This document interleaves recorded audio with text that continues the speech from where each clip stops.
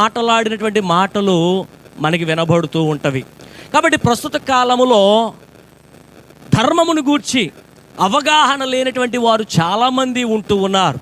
కాబట్టి రాత్రికాల సమయంలో ధర్మము ఏం బోధిస్తూ ఉంది, ధర్మము ఏమి నేర్పిస్తూ ఉన్నటువంటి విషయాలను మీతో చెప్పే ముందు తాత్వికవేత్తలు పలికినటువంటి మాటలను మేము ముందుంచడానికి ఇష్టపడుతూ ఉన్నాను. అందులో మొట్టమొదటిగా సెఫెలస్ సంప్రదాయము లేకపోతే సిద్ధాంతము లేకపోతే ధర్మముగా చెప్పబడుతూ ఉన్నది. సెఫాలస్ ఆయన పలికినటువంటి మాట ఏంటో తెలుసా? పేయింగ్ వన్స్ డెప్ట్ to God and to men అన్నాడు.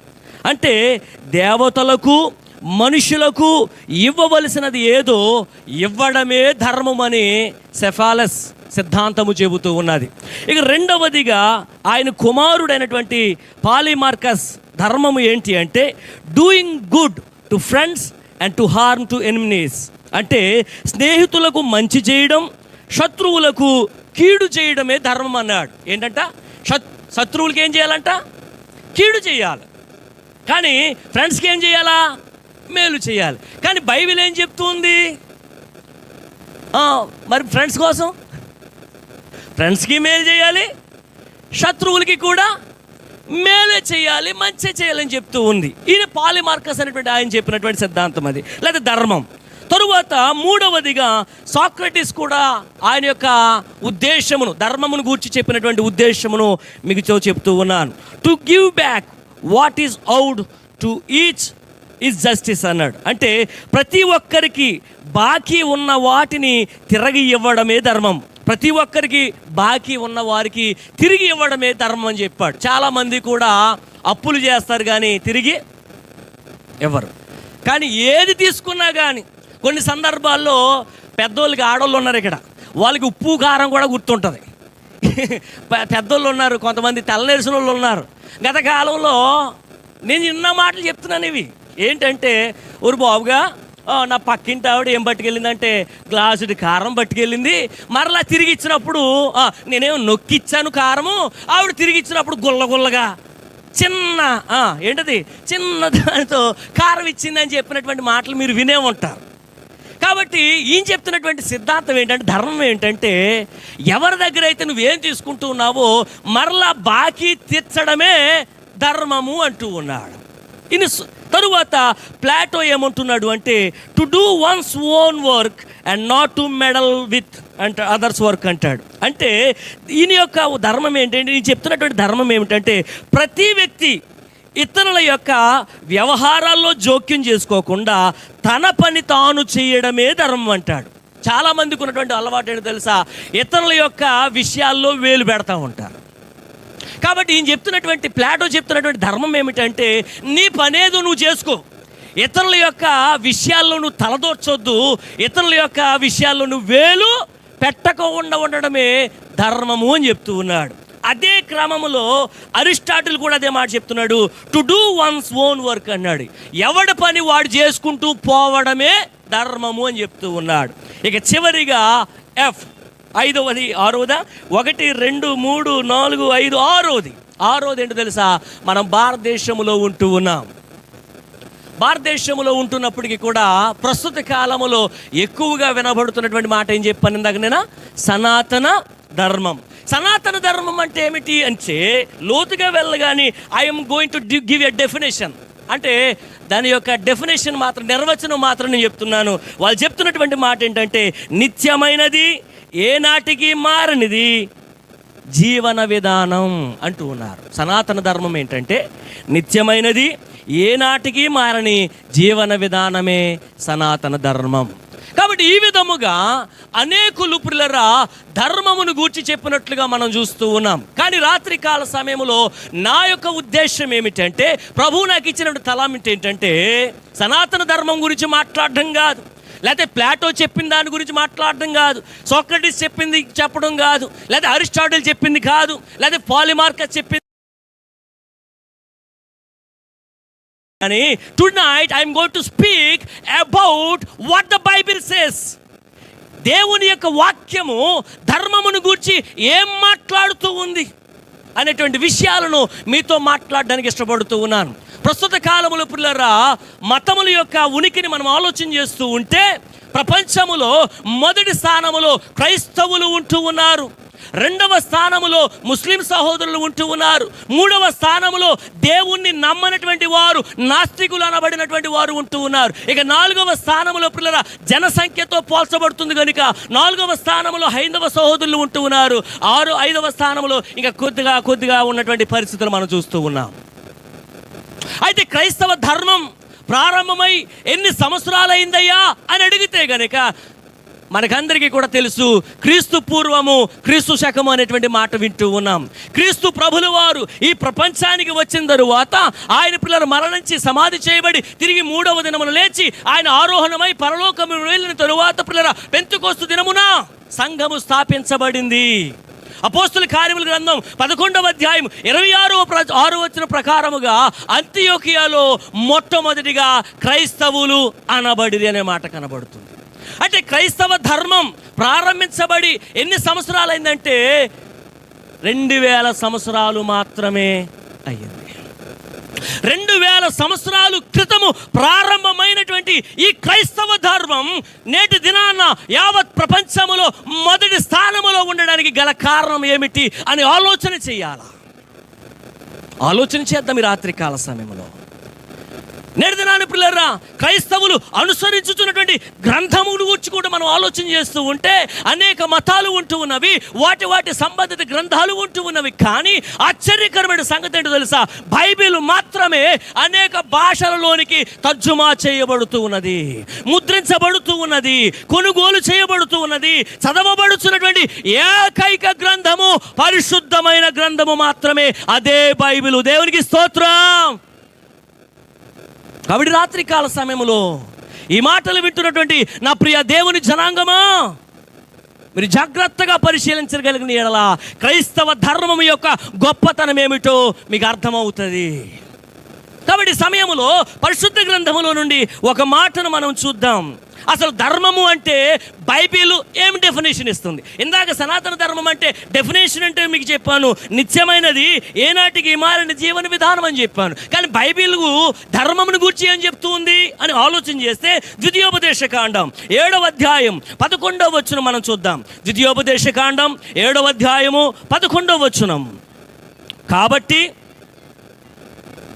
నేను నీకు ఆజ్ఞాపించిన ధర్మము అనగా విధులను కట్టడలను మీరు అనుసరించి నడుచుకొనవలెను. సరిపోతుంది. ధర్మం అనగా ఇక్కడ రాయబడింది చూడండి, ధర్మం అనగా విధులను కట్టడలను మీరు అనుసరించి నడుచుకొనవలెను. ధర్మం అంటే ఏంటో తెలుసా? దేవుడు ఇచ్చినటువంటి ఆజ్ఞల ప్రకారము నడుచుకొనడమే ధర్మం. ఏమిటి విధులు, ఏమిటి కట్టడలు, ఎవరిచ్చారు ఈ యొక్క ధర్మశాస్త్రం అని ఆలోచన చేస్తే ఆకాశమును భూమిని అందులోని సమస్తమును సృజించినటువంటి సృష్టికర్త అయినటువంటి దేవుడు ఇచ్చినటువంటి ధర్మం. నేటి దినాన మనము చూచుతున్నటువంటి సూర్య చంద్ర నక్షత్రములు కావచ్చు, నదులు కావచ్చు, పర్వతములు కావచ్చు, పశువులు కావచ్చు, పక్షులు కావచ్చు, సమస్తమును సృజించినటువంటి సృష్టికర్త అయినటువంటి దేవుడు ఇశ్రాయేలులకు ఇచ్చినటువంటి ధర్మం. అద్భుతమైనటువంటి ధర్మం. పిల్లరా, ఐగుప్తు బానిసత్వములో ఉన్నటువంటి తన ప్రజలైనటువంటి ఇశ్రాయేలును దేవుడైనటువంటి యెహోవా మోషేను ఏర్పాటు చేసుకుని వారిని నడిపిస్తూ పిల్లరా ఆ యొక్క ఎర్ర సముద్రమును చీల్చిన తరువాత వారు సీనాయి పర్వతం దగ్గరికి వచ్చిన తరువాత దేవుడైన యెహోవా మోషేతో చెప్పిన మాట తెలుసా? నీవు పర్వతం మీదకి రా. సీనాయి పర్వతం మీదకి వెళ్ళాడు. వెళ్ళిన తరువాత పిల్లరా 40 దినాలు, మరి ఒక 40 దినాలు, 80 దినాలు పిల్లరా ఉపవాస దీక్షలో ఉండగా దేవుడు పిల్లరా తన విధులను కట్టడలను ఎవరికి ఇచ్చాడు తెలుసా? మోషేకి ఇచ్చాడు. ఎందుకు ఆ విధులను కట్టడలు ఇచ్చాడు తెలుసా? యావత్ ప్రపంచములో ఉన్నటువంటి ప్రజలందరికీ కూడా ఆ విధులను గూర్చి, ధర్మమును గూర్చి తెలియపరచబడు నిమిత్తము ఆ ఇశ్రాయేలు ప్రజలను దేవుడు ఏర్పాటు చేసుకుని పిల్లరా తన ధర్మశాస్త్రమును ప్రజలకు అందించినట్లుగా మనం చూస్తూ ఉన్నాం. కాబట్టి ఇప్పుడు మమ్మల్ని అడుగుతున్న ప్రశ్న ఏంటో తెలుసా? ధర్మము అంటే ఏమిటో తెలుసా? దేవుడు ఇచ్చినటువంటి ఆజ్ఞలను అనుసరించి నడుచుకొనటమే ధర్మం. పిల్లరా, దేవుడు నుండి యెహోవా 10 ఆజ్ఞలతో పాటుగా అనేక విధములైనటువంటి కట్టడలను ఇచ్చాడు. వాటిని గురించి చెప్పేటువంటి సమయము లేదు. అయితే ఈ సమయంలో కీర్తనల గ్రంథం 19వ అధ్యాయం 8వ వచనం రాయబడిన మాటను తెలుసా? యెహోవా ఏర్పరిచిన ధర్మము నిర్మలమైనది అన్నది. ఏంటంట ఈ ధర్మం ఎటువంటిదో తెలుసా? నిర్మలమైనది అంటే పరిశుద్ధమైనది. ఒక మాటలో చెప్పాలంటే అందుకే దేవుడి నుండి యెహోవా అంటాడు కదా, నేను పరిశుద్ధుడును గనుక మీరును పరిశుద్ధులై ఉండుడి. కాబట్టి ఈ ధర్మము దేనితో లింకప్ అయి తెలుసా? పరిశుద్ధతతో లింకప్ అయి ఉన్నది, నీతితో లింకప్ అయి ఉన్నది, న్యాయముతో లింకప్ అయి ఉన్నది. ఎట్టి పరిస్థితుల్లో కూడా ఇందులో అన్యాయము కనబడదు, అవినీతి కనబడదు, అపవిత్రత కనబడదు ఈ ధర్మములో.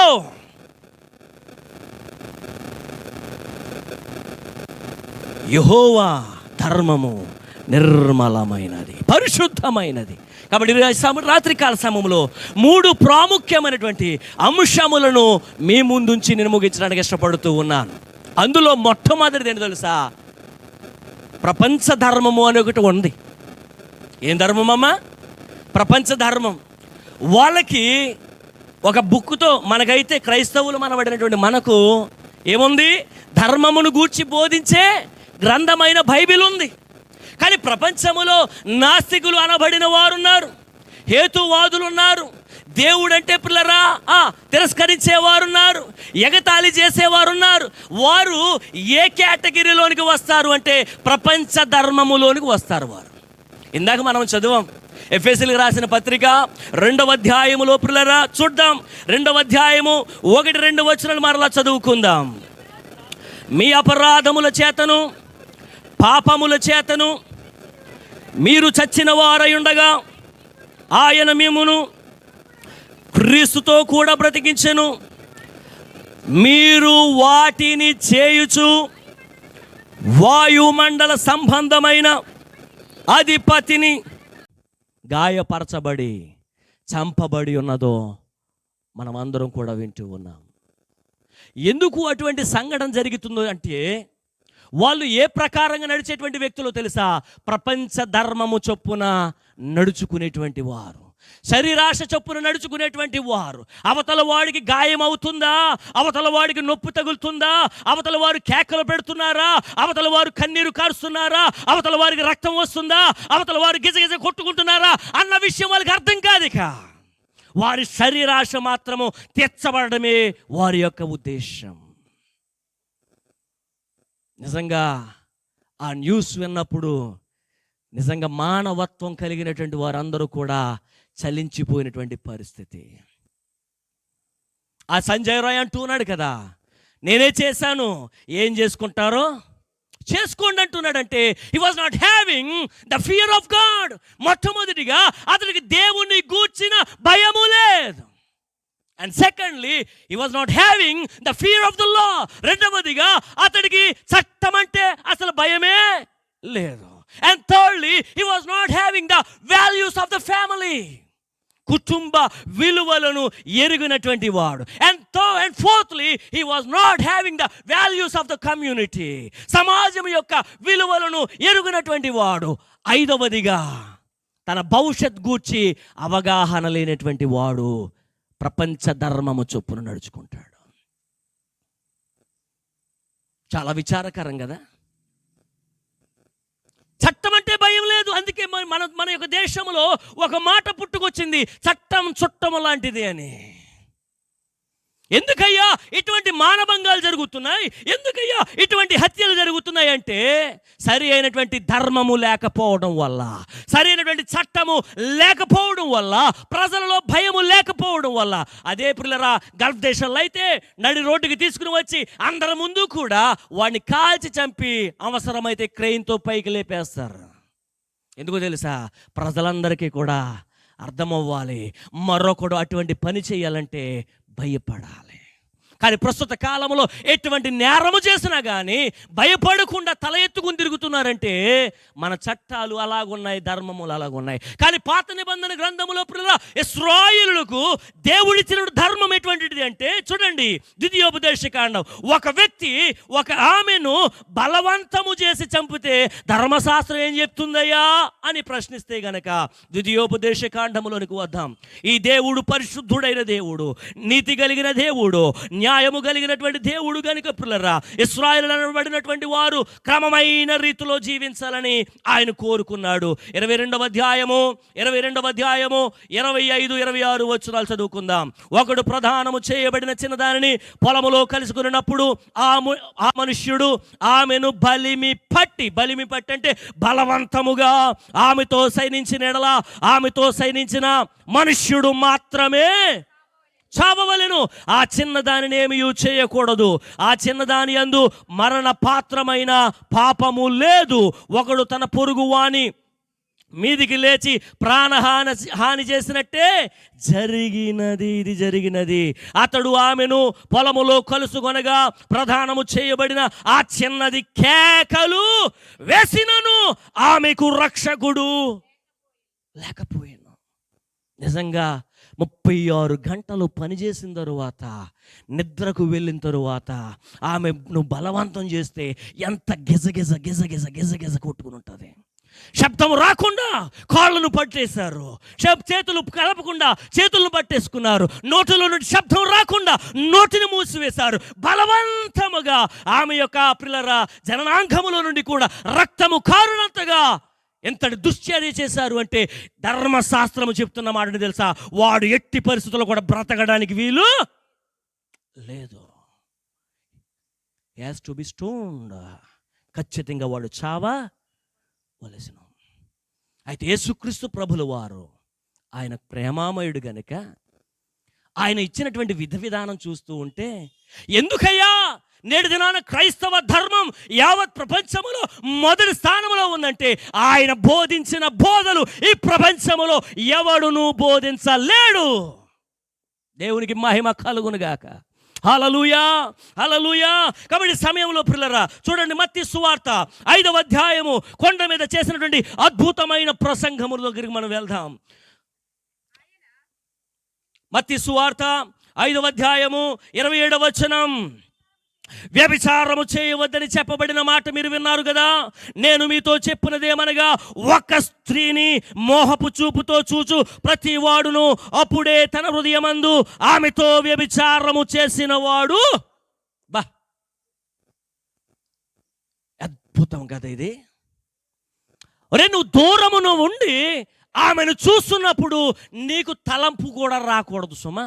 నువ్వు చంపేబడటకు వెళ్ళడం కాదు, ఆమెను బలవంతం చేయడం కాదు, నోరు మూసేయడం కాదు, నోరు మూసేసి ఆమెను బలవంతం చేసిన తర్వాత నిన్ను రాళ్ళతో చావగొట్టడం కాదు. నువ్వు ఎక్కడ ఉన్నావో అక్కడే నువ్వు నిలబడిపోవాలి. నీ చూపు మరల్చబడాలా, నీ చూపు పరిశుద్ధమైనదిగా ఉండాలా, నీ చూపు నీతియుక్తమైనదిగా ఉండాలా, నీ ఆలోచన నీతియుక్తమైనదిగా ఉండాలా అని ప్రభువారు నేర్పించిన విధి విధానం నేటి దినాన యావత్ ప్రపంచానికి ఉన్నతమైనది కాదా?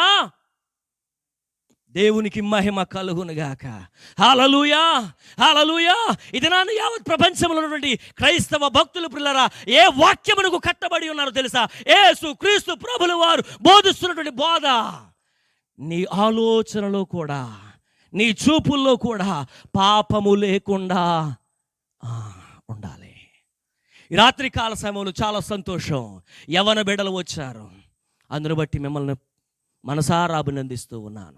అయితే రాత్రి కాల సమయంలో 2 వ్యక్తుల్ని మీకు చూపించడానికి ఇష్టపడుతూ ఉన్నాను. చూడండి, మొట్టమొదటిగా ఆదికాండము ధర్మశాస్త్రము ఇవ్వబడక మునిపే, మోషే ధర్మశాస్త్రము ఇవ్వబడక మునిపే ఒక వ్యక్తి పిల్లరా పాపం వచ్చి మీద పడుతున్నా, బలవంతము చేస్తున్నా, రమ్మని కోరుతూ ఉన్నా ఒక చోటను నిలబడిపోయాడు. పాపము చేయడానికి ఏమాత్రము కూడా ఇష్టపడలేదు. అతడు పలుకుతున్నటువంటి మాట ఏమిటో మనం చూద్దాం. చూడండి, ఆదికాండం 39వ అధ్యాయము 9వ వచనం.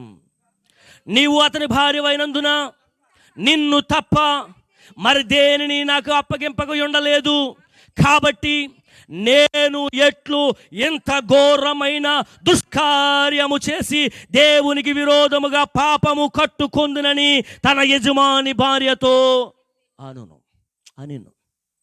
ఇందా చెప్పాను కదా, సంజయ్ రాయ్కి ఏ భయం లేదని చెప్పాను. మొట్టమొదటిగా దేవుని భయము లేదు. ఇక్కడ యోసేపును మనం చూస్తున్నాము. అప్పుడు ధర్మశాస్త్రము లేదు. ధర్మశాస్త్రము ఇవ్వబడక మునిపే ధర్మ విధులు ఎక్కడ రాయబడి ఉన్నవంటే యోసేపు మనసులో రాయబడి ఉన్నవి. దేవునికి స్తోత్రం కలుగును గాక. హల్లెలూయా. ప్రతి వారము దేవుని మందిరానికి వెళ్తున్నటువంటి నా ప్రియ దేవుని జనాంగమా, మీ యొక్క మదిలో ధర్మ విధులు రాయబడి ఉన్నవా? దేవుని ధర్మము ముద్రించబడిందా? చిత్రం ఏంటంటే ఆ సంజయ్ రాయ్ నుండా మొబైల్ నిండా ఏం వీడియోస్ ఉన్నాయని చెప్తున్నారంటే నీలి చిత్రాలతో నింపబడిపోయిందంట. ఈ రాత్రి కాల సమయంలో మీరందరూ కూడా మొబైల్స్ వాడుతున్నారు. దేవుని యొక్క మహాకృపను బట్టి మొబైల్స్ ఉన్నాయి. కానీ ఒంటరిగా ఉన్నప్పుడు మీ మొబైల్స్ ఎక్కడికి వెళ్తున్నాయి? నువ్వు చూడకూడని దృశ్యాలు చూస్తున్నప్పుడు నీ మనసులో నేను దేవునికి పాపము చేస్తున్నాను అనేటువంటి ఆలోచన వస్తుందా? ఒకవేళ ఆలోచన రాకపోతే గనక నీవు సంజయ్ రాయ్ తోటి సమానం. ఈ రాత్రి కాల సమయంలో దేవుడు మనతో మాట్లాడుతూ ఉన్నాడు. ఆయన ధర్మమును మనకు నేర్పిస్తూ ఉన్నాడు. క్రైస్తవ ధర్మం యావత్ ప్రపంచములో ఉన్నతమైన ధర్మమును కలిగినటువంటి నీవు నేను ఆ ధర్మము ప్రకారముగా నడుచుకుంటే మనము బ్రతుకుతాము అని దేవుని వాక్యం చెప్తూ ఉన్నది. దేవునికి స్తోత్రం కలుగును గాక. హల్లెలూయా, హల్లెలూయా. యోసేపు అన్నాడు కదా, నేను ఎట్లు ఇంతటి ఘోరము పైన పాపమును చేస్తాను అంటూ దేవుని జ్ఞాపం తెచ్చుకుంటున్నాడు. మరొక భక్తుడు చూడండి, యోబు గ్రంథం 31వ అధ్యాయంలోనికి వద్దాం. యోబు గ్రంథం 31వ అధ్యాయంలోనికి వద్దాం. మొదటి వచనం చూద్దాం. యోబు గ్రంథం 31వ అధ్యాయం మొదటి వచనం. నేను నా కన్నులతో నిబంధన చేసుకొంటిని, కన్యకను నేను ఎలాగు చూచుదును, అలాగు చేసిన ఎడల పరమనున్న దేవుని ఆజ్ఞ. ఎవరంటున్నారో? యోబు భక్తుడు అంటున్నాడు. ఈయన కూడా ఎవరిని జ్ఞాపం తెచ్చుకున్నాడు అంటే దేవుణ్ణి జ్ఞాపం తెచ్చుకుంటున్నాడు. ప్రియ దేవుని బిడ్డలారా, ఏ పాపమైతే నీ ద్వారా జరుగుతుందో ఆ పాపము జరుగుతున్న సమయంలో ఎవరు గుర్తు రావాలంటే దేవుడు గుర్తుకు రావాలా. ఎప్పుడైతే దేవుడు గుర్తుకొచ్చాడో నీవు ఆ పాపము నుండి తప్పించబడతావు. స్తోత్రం కలుగును గాక. హల్లెలూయా. ఆ పాపము నుండి పారిపోయినటువంటి యోసేపును ఐగుప్తు దేశములో దేవుడు ప్రధానిగా ఉంచాడు. అంత మాత్రమే కాకుండా ఊజు దేశములో సమస్తమును కోల్పోయినటువంటి యోబుకు మరలా దేవుడు రెండింతల ఆశీర్వాదమును కలుగజేసాడు. గల కారణం తెలుసా? తన కన్నులతో నిబంధన చేసుకున్నాడు.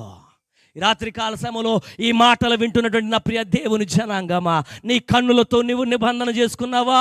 నీ మనసుతో నువ్వు నిబంధన చేసుకున్నావా? నీ చేతులతో నువ్వు నిబంధన చేసుకున్నావా? నీ కాళ్ళతో నిబంధన చేసుకున్నావా? నీ హృదయముతో నీవు నిబంధన చేసుకున్నావా లేదా? యెహోవా ధర్మము నిర్మలమైనది, పరిశుద్ధమైనది. మనం ఆరాధిస్తున్నటువంటి దేవుడు పరిశుద్ధుడైన దేవుడు కనుక ఆ పరిశుద్ధుడైనటువంటి దేవుడు విధించినటువంటి ధర్మము ప్రకారముగా మనం నడుచుకునేటువంటి వారముగా ఉండాలి. కానీ ప్రస్తుత కాలములో చాలామంది కూడా ఏ ధర్మము చొప్పున నడుస్తున్నారో తెలుసా? ప్రపంచ ధర్మము చొప్పున నడుస్తూ ఉన్నారు. చాలా బాధాకరమైనటువంటి విషయం ఏంటంటే భారతదేశం ఉన్నతమైన దేశం అయితే ప్రస్తుత కాలంలో చట్టాలు కూడా మారిపోతున్నాయి, జీవోలు కూడా మారిపోతున్నాయి. మీకు గుర్తుందో లేదో 2017వ సంవత్సరంలో 2 చట్టాలు వచ్చినవి. ఏంటో తెలుసా? వ్యభిచారము పాపము కాదు, స్వలింగ సంపర్కము నేరము కాదు. 2017వ సంవత్సరంలో. ఎన్ని సంవత్సరాలు అయిపోయింది అప్పుడే? అంటే ప్రపంచ ధర్మములో విధులు మారిపోతూ ఉన్నవి. ఇంకా చెప్తున్న మాట ఏంటో తెలుసా? ఆర్టిఫిషియల్ ఇంటెలిజెంట్లోకి వచ్చేసాం మనం. దాన్నే మరలా ఒక మాట అంటున్నారు, నాన్ హ్యూమన్ ఇంటెలిజెన్స్. వాళ్ళు చెప్తున్న మాట ఏంటో తెలుసా? ఇంకొక కొన్ని సంవత్సరాలకి దేవుడితో పని లేదు.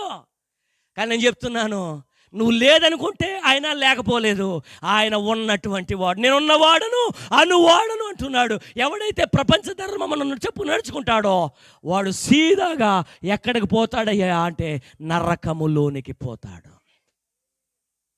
ఆ నరకములోనికి పోకుండా ఉండునట్లుగా అపోస్తలుడైనటువంటి పౌలు ఎఫెసీ పట్టణములోనికి వెళ్ళి ఏం ప్రకటిస్తున్నాడు అంటే సువార్తను ప్రకటిస్తున్నాడు. మీరందరూ కూడా ప్రపంచ ధర్మము చొప్పున మీ శరీరానుసారులై నేత్రాశతో జీవపు డంబముతో మీరు నడుచుకుంటున్నారు. కానీ ప్రియ దేవుని బిడ్డలారా, దేవుని వైపు తిరగండి. ఆయన మిమ్మల్ని రక్షించే దేవుడు. దైవోగ్రత నుండి మీరు తప్పించబడండి. భయంకరమైనటువంటి ఉగ్రత ఉంది, దాని నుండి తప్పించబడండి అని పౌలు భక్తుడు ఎఫెసీ పట్టణములో సువార్తను ప్రకటించగా ఆ సువార్తను నమ్మి ప్రజలు రక్షించబడ్డారు. దేవునికి స్తోత్రం. హల్లెలూయా. నేనే మార్గము, నేనే సత్యము, నేనే జీవమును. నేనే మార్గము, నేనే సత్యము, నేనే జీవమును. నేనే స్తోత్రం. కేవరు ఎంచి యేసుని చెప్పిన యేసుని యొద్దకు రండి, రండి యేసుని యొద్దకు రమ్మనుచున్నాడు. రండి, రండి యేసుని యొద్దకు రమ్మనుచున్నాడు. ప్రయాసపడి ఆమేన్ ప్రభుని పరుగిడి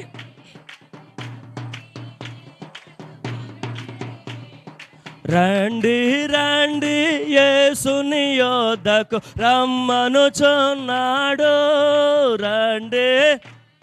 స్తోత్రం.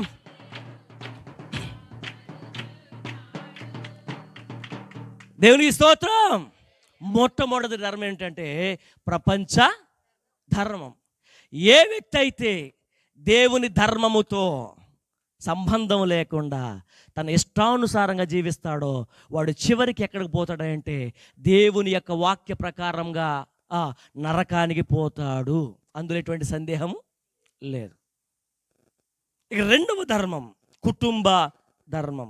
ఈ ఎఫెసీలు రాసిన పత్రికలోనే 6వ అధ్యాయం, ఈ ఎఫెసీ పత్రికలో నుండి 3 ధర్మాలు మీకు చూపెడుతున్నాను. 6వ అధ్యాయము 1 నుండి 3 వచనాలు. పిల్లలారా, ప్రభువునందు మీ తల్లిదండ్రులకు విధేయులయుండుడి. ఇది ధర్మము. కుటుంబ ధర్మం అన్నమాట. కుటుంబ ధర్మం అన్నమాట. ఇది ధర్మము.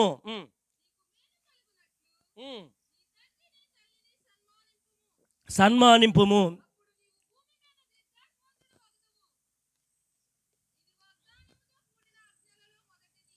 దేవునికి స్తోత్రం. గట్టిగా స్తోత్రం చెల్లిందా? హల్లెలూయా. పిల్లలారా, ప్రభువునందు మీ తల్లిదండ్రులకు ఏం చేయాలంట? విధేయులయుండుడి. ఇది ధర్మము. అంటే పిల్లలు తల్లిదండ్రుల మాట వినడము ధర్మం. ఇప్పుడు మరి తల్లిదండ్రుల గురించి చెప్పబడిన ధర్మం ఏమిటి? కొరింథీయులకు రాసినటువంటి మొదటి పత్రిక 7వ అధ్యాయం 3వ వచనం. కొరింథీయులకు రాసిన మొదటి పత్రిక 7వ అధ్యాయము 3వ వచనం.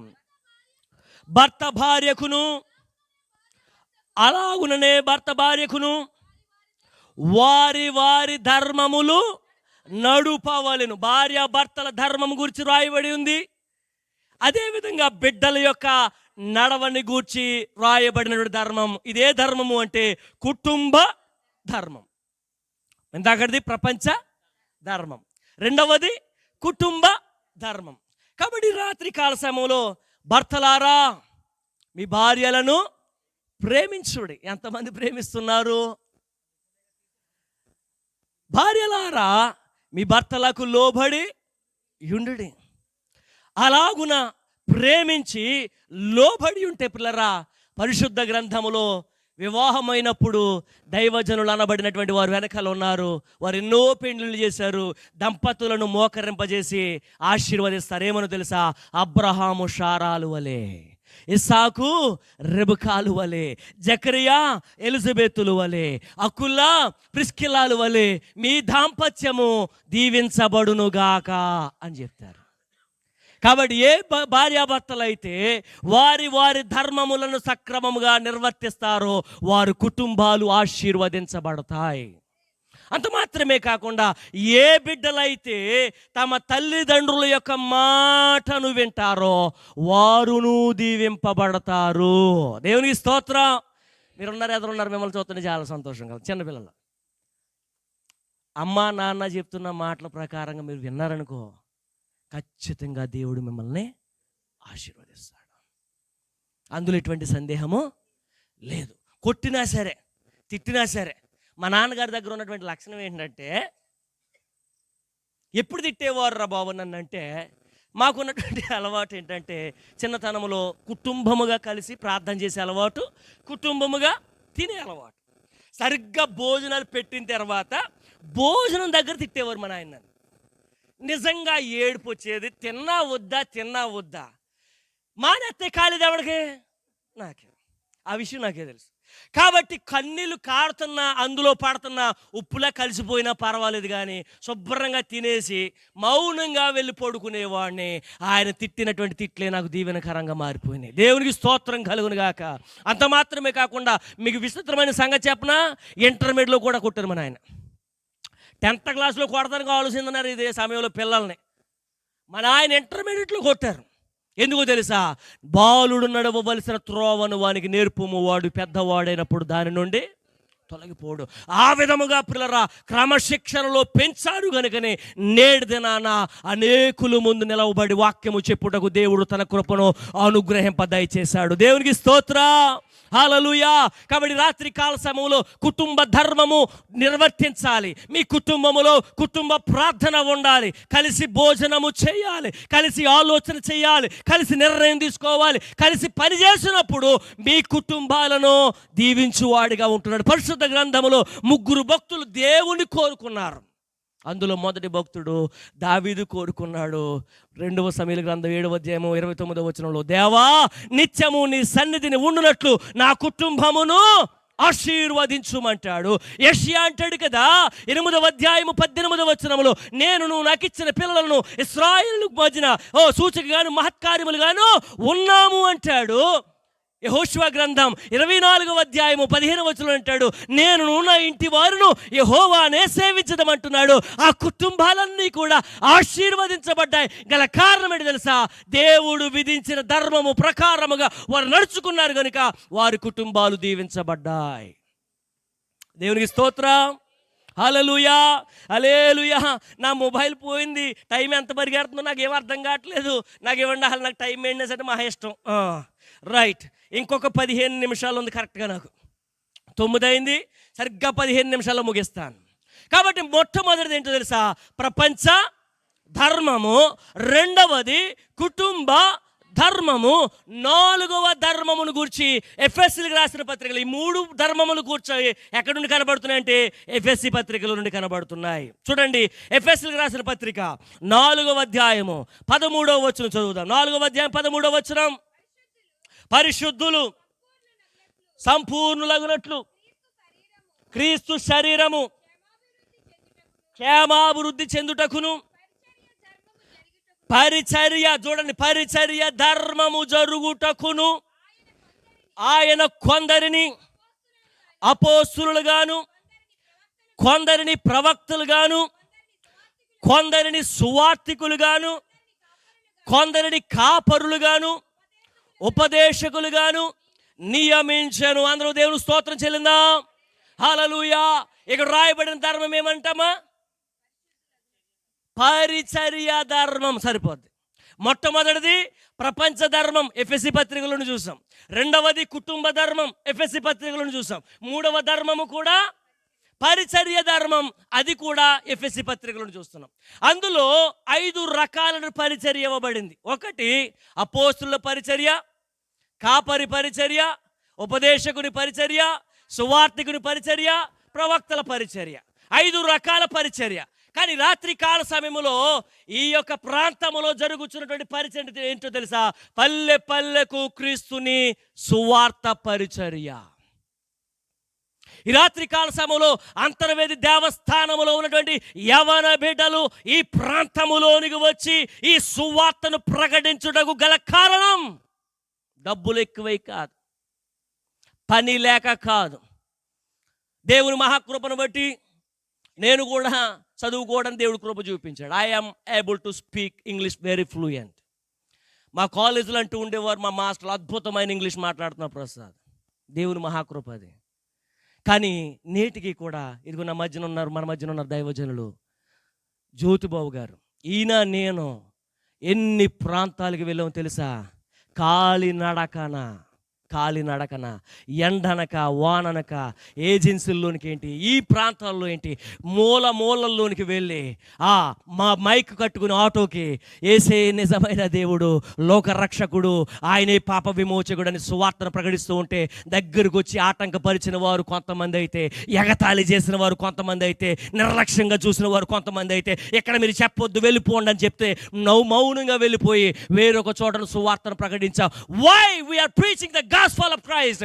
ఎందుకు సువార్తను ప్రకటిస్తూ ఉన్నాము అంటే ఈ సువార్తలో ఉన్నటువంటి మహత్యము అటువంటిది. దేవునికి స్తోత్రం కలుగును గాక. హల్లెలూయా. ఇంచుమించు 5-6 ఉన్నారు ప్రస్తుత కాలంలో. ఈ టీంలో 40 మందితో ప్రారంభించబడింది. దేవుని మహాకృపను బట్టి వాళ్ళు ఆయా ప్రాంతాలకు వెళ్ళి ఆ యొక్క ఉద్యోగాల్లో ఉంటూ ఉన్నారు. నేను చెప్తా ఉంటాను, ప్రభువునందు మీ ప్రయాస వ్యర్థము కాదని ఎరిగి కదలని వారు స్థిరులై ఉండి ప్రభు కార్యాభివృద్ధి ఎందు ఎప్పటికీ ఆసక్తిగా ఉండాలి. ఆసక్తిగా ఉన్నారు కనుకనే ఇంచుమించు ఎన్నో సంవత్సరాలు అయినా ఇది ప్రారంభమయ్యి 6 సంవత్సరాల నుండి నిర్విరామముగా భారమైన కష్టమైన అక్కడ నుండి సాల్తీలు పట్టుకొచ్చి ఎప్పుడో ఉదయకాలమును ఇక్కడ దింపి వీటినన్నిటినీ కూడా కట్టి ఎందుకు ఇంతగా ప్రయాసపడుతున్నారు తెలుసా? అపోస్తలుడైన పౌలు అంటాడు కదా, అయ్యో సువార్తను ప్రకటింపకపోయిన యెడల నాకు శ్రమ. He understood the value of the gospel of Christ Jesus. అతనికి అర్థమైంది యేసుక్రీస్తు ప్రభుల వారి యొక్క సిలువ సువార్త ఎంతో గొప్పదో. ఎవరైనా అంటే పౌలు అని చెప్తున్నాను, కానీ ఆయనకి నేను ఇచ్చేటువంటి టైటిల్ ఏంటో తెలుసా? He was an official rowdy sheeter అంటాను చాలా చోట్ల. నేను రౌడీ షీటర్ ఏం చేస్తాడు తెలుసా? దొరుకునట్టు కొడతాడో, భయం ఉండదు వాడికి ఏంటో తెలుసా? రౌడీ షీటర్ అంటే తెలుసా? ఇక్కడికి వెళ్ళామనుకోండి, ఎక్కడికి పోలీస్ స్టేషన్ కాడికి కొంతమంది ఫోటోలు కనబడతాయి. ఆ ఫోటోల్లో రౌడీ షీటర్ల ఫోటోలు ఉంటాయి. వాళ్ళు ఏంటో తెలుసా? ఆ గ్రామంలో ఏ గొడవ జరిగినా ఆ గొడవకి కారణం వీలే. అటువంటి గొడవలు పెట్టుకునేటువంటి వ్యక్తి ఎవరి మీద పెట్టుకున్నాడు తెలుసా? క్రైస్తవుల మీద. ఇదిగో క్రైస్తవ సంఘం ఉండడానికి వీల్లేదు, క్రీస్తు భక్తులు ఉండడానికి వీల్లేదు, క్రీస్తు మందిరాలు ఉండడానికి వీల్లేదు, క్రీస్తును అనుసరించేవాడు ఒక్కడు కూడా ఉండడానికి వీలు లేదని కంకణము కట్టుకుని తిరుగులాడుతున్నటువంటి వ్యక్తిని దర్శించాడు యేసు ప్రభుల వారు. దేవునికి స్తోత్రం. హల్లెలూయా. ఎక్కడికి వెళ్తున్నాడు తెలుసా?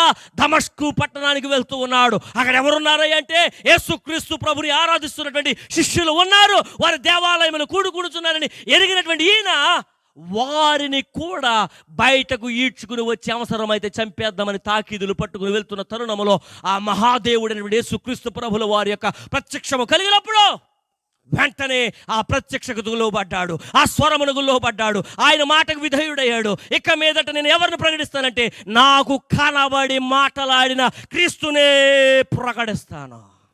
మన దేవుడు కనబడి మాట్లాడే దేవుడు. నాతో మాట్లాడాడు ఆయన నీతో కూడా మాట్లాడగలిగినటువంటి దేవుడు. ఎవరితో మాట్లాడతాడైనా, ఎవరికి కనబడతాడు తెలుసా? హృదయ శుద్ధి గల వారు ధన్యులు, వారు దేవుని చూచెదరు. ప్రియ దేవుని జనాంగమా, దేవుడు ఉన్నాడా లేడనేటువంటి సందేహం నీలో ఉన్నదేమో.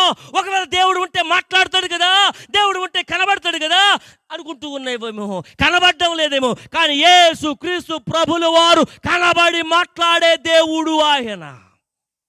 సాధు సుందర్ సింగ్ అనేటువంటి భక్తుడు ఉన్నాడు. ఆయన దేవుణ్ణి ఎరగనటువంటి వ్యక్తి. వాళ్ళ తల్లి చెప్పిందంట, నాయనా నీకు చెప్తున్న మాట ఒకటేరా బాబా, నువ్వు వెళ్తున్నటువంటి దేశం, చదువు నిమిత్తం వెళ్తున్నటువంటి దేశం అందరూ కూడా ఆ నల్ల బైబిల్ పట్టుకుని తిరిగేటువంటి వారురా. నీకు దండం పెడతాను రా బాబా, నువ్వు వెళ్తున్నావు, చదువు నిమిత్తం వెళ్తున్నావు, మరలా ఆ నల్ల బుక్ మాత్రము జోలికి వెళ్ళొద్దు అంటే దేవుని మహాకృప అక్కడ నల్ల బుక్కి ఆయనకి దర్శనమిచ్చింది. ఆ మహాదేవుడు ఆయనకి దర్శనమిచ్చాడు. ఎప్పుడైతే దేవుని యొక్క దర్శనము కలిగిందో పిల్లరా, ఆయన యొక్క చదువును కూడా విడిచిపెట్టేసి మన భారతదేశానికి వచ్చి అనేక ప్రాంతాలకు తిరిగి సువార్తను ప్రకటించి క్రీస్తు సాక్షిగా నిలిచిపోయాడు. దేవునికి స్తోత్రం కలుగును గాక. ఈ రాత్రికాల సమయంలో అపోస్తలుడైన పౌలు కూడా సువార్తను ప్రకటిస్తూ ఉన్నాడు. ఆయన చెప్తున్నటువంటి మాట ఏంటి తెలుసా? పరిచర్య ధర్మములో ఒకటి సువార్తను ప్రకటించుట. మార్కు సువార్త 16వ అధ్యాయం 15-16 వచనాలు చూద్దాం. మార్కు సువార్త 16వ అధ్యాయం 15-16 వచనములు, మీరు సర్వలోకమునకు వెళ్ళి సువార్తను ప్రకటించుడి, నమ్మి బాప్తిస్మము పొందినవాడు రక్షింపబడును. ఎవరు చెప్తున్నారు ఈ మాట తెలుసా? సాక్షాత్తు క్రీస్తు ప్రభులు వారు పలుకుతున్నటువంటి మాట. ఆ క్రీస్తు ప్రభులు వారు పెట్టినటువంటి భారము ఎవరిలో ఉందో తెలిసి రాత్రికాల సమయంలో ఫాలో క్రైస్ట్ ఫెలోషిప్ టీం వారిలో ఉంది. ఆ భారమును మీతో పంచుకుంటూ ఉన్నారు. కాబట్టి రాత్రికాల సమయంలో అవకాశం ఇచ్చినటువంటి నల్లి మలాకి గారి యొక్క కుటుంబానికి ప్రత్యేకమైనటువంటి వందనాలు. వారి సంఘ కాపరి గారు అయినటువంటి నిరీక్షణరావు గారికి వందనాలు తెలియజేస్తున్నాను. అయ్యా, మీకు చెప్తున్న మాట ఏంటి తెలుసా? ఒకవేళ అవకాశం ఉంటే గనక ఎక్కడైనా సువార్తను ప్రకటించేటువంటి అవసరత ఉన్నాకాడొద్దు. అవసరత ఉంది, ఇదిగో సువార్త ప్రకటించే అవసరత ఉంది అని గమనిస్తే గనక దయచేసి ఫాలో క్రైస్ట్ని మీరు సంప్రదించండి. ఏ భారం మీ మీద పెట్టరో వాళ్ళే భారం అంతా పెట్టుకుని సువార్తను ప్రకటించి వెళ్ళిపోతారు. అందులో మీరు కూడా పాలిభాగస్తులు అవుదురుగాక. ఆమేన్, హల్లెలూయా. కాబట్టి ఈ ఎఫెసీయుల పత్రికలోనే అద్భుతమైనటువంటి 2 వార్తలు చెప్తూ ఉన్నాడు. అందులో మొదటిది సువార్త ఏంటో చూద్దాం. ఎఫెసీయులకు రాసిన పత్రిక 2వ అధ్యాయం 17వ వచనం, మరియు ఆయన వచ్చి దూరస్తులైన మీరును సమీపస్తులైన వారికి సమాధాన సువార్తను, సరిపోద్దామా? సమాధాన సువార్త అంటే ఏంటో తెలుసా? తెగిపోయినటువంటి బంధమును కలపడం. యేసుక్రీస్తు ప్రభులు వారు సమాధానకర్త, ఆశ్చర్యకరుడు, ఆలోచనకర్త, బలవంతుడైన దేవుడు, నిత్యుడగు తండ్రి, సమాధానకర్త అంటే ఏంటో తెలుసా? విడిపోయిన వారిని కలపడం. యేసు ప్రభులు వారు ఉన్నటువంటి కాలంలో ఒక తెగ ఉంది. వారిని ఎవరు అంటారంటే తెలుసా? సమరయులు అంటారు. ఈ సమరయులు అనబడినటువంటి వారు ఎలాగ వచ్చారని చరిత్ర చెప్తుందంటే, ఇశ్రాయేలులకును అష్షూరీయులకు వచ్చినటువంటి అక్రమ సంతానముగా పిలువబడేటువంటి సమరయులు. కాబట్టి సమరయులు ఎవరితో సాంగత్యము చేయరు అంటే యూదులతో సాంగత్యము చేయరు. యూదులు అనబడినటువంటి వారు మన యొక్క దేశ ప్రకారంగా చెప్పుకొస్తే బ్రాహ్మణ తెగకు చెందినటువంటి వారు, కింద వారిని చిన్న చూపు చూసేటువంటి పరిస్థితిలో ఉంటూ ఉన్నారు. యేసు ప్రభుల వారు ఒకానొక దినాన ఎక్కడికి వెళ్ళారు తెలుసా? సమరయ ప్రాంతంలోనికి వెళ్ళారు. 4వ అధ్యాయం యోహాను సువార్త 4వ అధ్యాయం 9వ వచనం చూద్దాం. యోహాను సువార్త 4వ అధ్యాయం 9వ వచనం, ఆ సమరయ స్త్రీ, యూదుడు అయిన నీవు సమరయ స్త్రీనైన నన్ను దాహమునకిమ్మని ఎలాగడుగుచున్నావని ఆయనతో చెప్పిన. ఎంత స్పష్టంగా అడుగుతుంది. యూదుడు అయిన నీవు సమరయ స్త్రీనైన నన్ను దాహమునకిమ్మని ఎలాగూ అడగరు కదయ్యా. మీరు మమ్మల్ని నీచంగా చూస్తారు కదా, మమ్మల్ని చిన్న చూపు చూస్తారు కదా, మాతో మాట్లాడరు కదా, మేము ఇచ్చే నీళ్ళు తాగరు కదా, మీరు మాతో సహవాసం చేయరు కదా, ఎలాగూ అని అడుగుతుంది. కానీ యేసుక్రీస్తు ప్రభులు వారు సమాధానమునకు కర్త గనుక ఆయన సమాధానపరచడం ప్రారంభించాడు. ఆశ్చర్యం తెలుసా? సువార్తను ప్రకటించగా యేసుక్రీస్తు ప్రభులు వారు ఆ యొక్క సమరయ పట్టణములోనికి వెళ్ళి 2 దినములు ఉన్నాడు. 40వ వచనంలో కనబడుతుంది.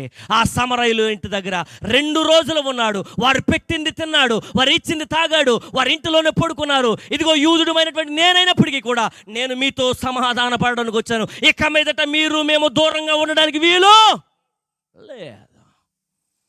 అపోస్తుల కార్యముల గ్రంథంలో కూడా 10వ అధ్యాయంలో జరిగేటువంటి సంఘటన అదే. అపోస్తులుడైన పేతురు కూడా గుర్తించాడు, ఏ భేదము లేదు, అందరము కూడా ఒకటే, ఒకే జాతిలో అంటే ఒకే మానవునిలో నుండి మనమందరము కూడా వచ్చాము అనేటువంటి విషయాన్ని గుర్తించాడు. పిల్లలు, ఈ సమయంలో ఒక మాటను జ్ఞాపం తెస్తున్నాను. గూగుల్లోకి ఇంటికి వెళ్ళి సెర్చ్ చేయండి. మన భారతదేశంలో చాలా సాంఘిక దురాచారాలు ఉన్నాయి. భారతదేశ సాంఘిక దురాచారాలను కొడితే ఇంచుమించు 15 వస్తాయి లిస్టు. అందులో ఒకటి ఏంటో తెలుసు, అందులో 2 జ్ఞాపం తెస్తాను. ఒకటి కుల వ్యవస్థ, రెండవది అంటరాని తనం. కుల వ్యవస్థ మన దేశంలో ఏముందో తెలుసా? కుల వ్యవస్థ ఉన్నది. చెబుతూ ఉంటారు బ్రాహ్మణులు, క్షత్రులు, వైశ్యులు, శూద్రులు, పంచములు అనేటువంటి మాటలు మనం వింటూ ఉంటాం. ఇన్ని రకాలుగా మానవులు విభజించబడిపోయి ఉన్నారు. కానీ మానవులందరూ కూడా ఒక్కరి ద్వారానే వచ్చారు. ఆదాము హవ్వల ద్వారా వచ్చారు. వారు ఎలాగ వచ్చారు తెలుసా? దేవుడు చేశాడు. దేవునికి స్తోత్రం కలుగును గాక. హల్లెలూయా. కాబట్టి విడిపోయినటువంటి ప్రజలను కలపగలిగింది ఎవరో తెలుసా? ఏకైక దేవుడు యేసుక్రీస్తు ప్రభుల వారు. నేటి దినాన మందిరములో మనం చూస్తూ ఉన్నప్పుడు అన్ని కులాల వారు, అన్ని తెగల వారు ఒకే మందిరములో కూడుకొని ఆరాధించగలుగుతున్నారు అంటే గల కారణం యేసుక్రీస్తు ప్రభుల వారు సమాధానకర్తగా ఈ లోకానికి వచ్చాడు. విడిపోయిన సమాజమును కలిపేశాడు. అందరూ చప్పట్లు కొట్టి ప్రభు నామమును కనపరచుదాం. హల్లెలూయా. ఆయన సమాధానకర్తలు. లోతుకు వెళ్ళాలనుకున్నాను కానీ లోతుకు వెళ్ళే సమయము లేదు. లాస్ట్ మినిట్ రక్షణ సువార్త. ఎఫెసీయులకు రాసిన పత్రిక 1వ అధ్యాయం 13వ వచనం. ఎఫెసీయులకు రాసిన పత్రిక 1వ అధ్యాయం 13వ వచనం. వీరును సత్యవాక్యమును అనగా రక్షణ సువార్త. సరిపోద్దామా? ఏం సువార్త?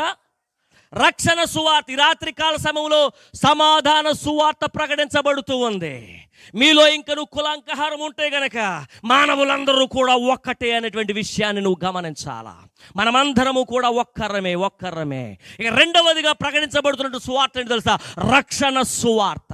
ఏమిటి రక్షణ సువార్త? రక్షణ అంటే ఏమిటంటే పిల్లరా, ఉగ్రత అనేటువంటిది ఉంది. ఈ రాత్రి కాల సమయంలో యేసుక్రీస్తు ప్రభువును నమ్మాలి. డబ్బు సంపాదించుకోవడం కోసం కాదు, బలహీనతలు పోవడం కోసం కాదు, లేదా ఆస్తిపాస్తులు సంపాదించుకోవడం కోసం, ఇల్లు కట్టుకోవడం కోసం కాదు. ఈ రక్షణ సువార్త ఎందుకు అంటే నీవు మరణించిన తరువాత నిత్య నరకము అనేటువంటిది ఒకటి ఉన్నది.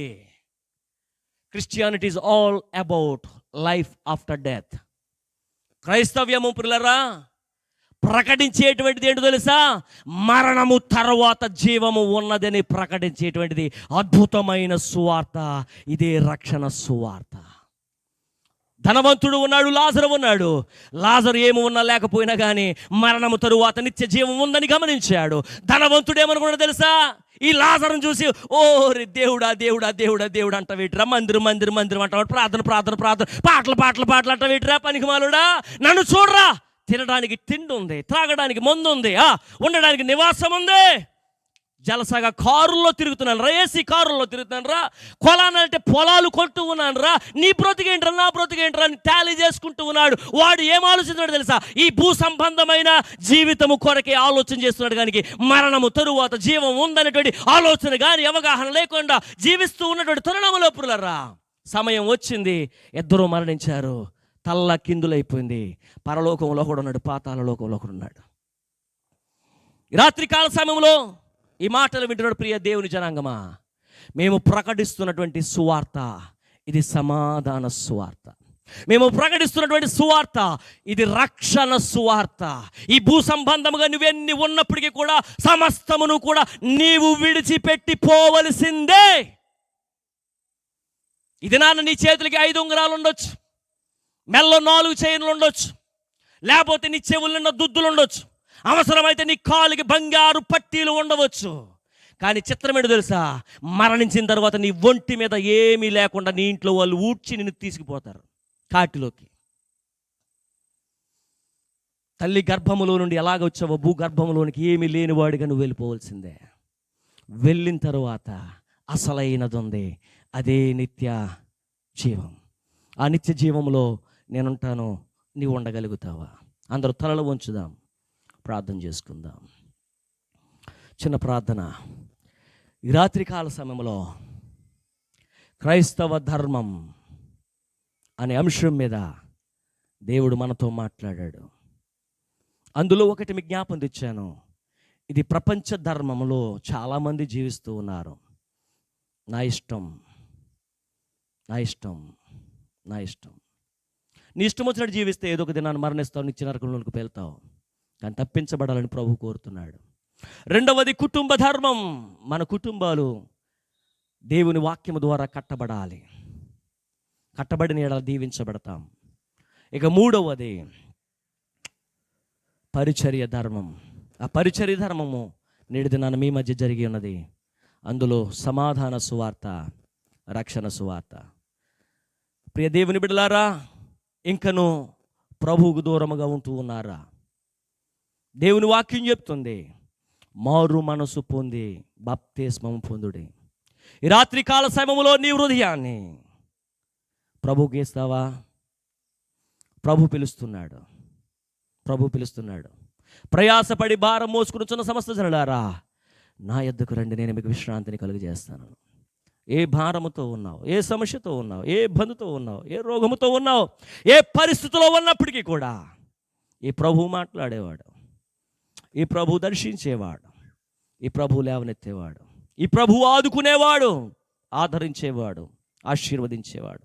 అంతకంటే ముఖ్యంగా ఈ భూ సంబంధమైన వాటికంటే నిత్య రాజ్యమును ఇవ్వగలిగిన ఏకైక దేవుడు క్రీస్తు ప్రభులు వారు మాత్రమే. కనుక మరణించిన తరువాత నిత్య జీవములో ఉండాలని ఆశ, కోరిక ఉన్న ఎడల ప్రభు ప్రేమతో ఆయన కౌగిలిలోనికి నిన్ను ఆహ్వానిస్తూ ఉన్నాడు. పరమ తండ్రి, నీకు వందనాలు. ఈ రాత్రి కాల సమయంలో ప్రభువా, దూరమైన భారమైన ఫాలో క్రైస్ట్ ఫెలోషిప్ టీం వారు పెట్టినటువంటి పరిచర్య ధర్మం యొక్క విధిని వారు అనుసరించుటకు వారు గ్రహించిన కృప కొరకై స్తోత్రాలు. దాని భారమైన శ్రమైన బిడలు ప్రాంతీయంగా ఉంచినటువంటి వారిని బట్టి, సేవకులను బట్టి స్తోత్రాలు. నేటి దినాన విత్తబడినటువంటి వాక్యాన్ని బట్టి స్తోత్రాలు. మేము నమ్ముచ్చు ఉన్నాం, నన్ను కార్యం జరిగిస్తున్నావని, నీరు కట్టి ఫలింపచేయమని ప్రార్థన చేస్తూ ఈ పరిచర్య నానాటికి కూడా వృద్ధి పొందించమని సర్వశక్తి గల క్రీస్తు యేసు నామములో అడుగుచున్నాము తండ్రి.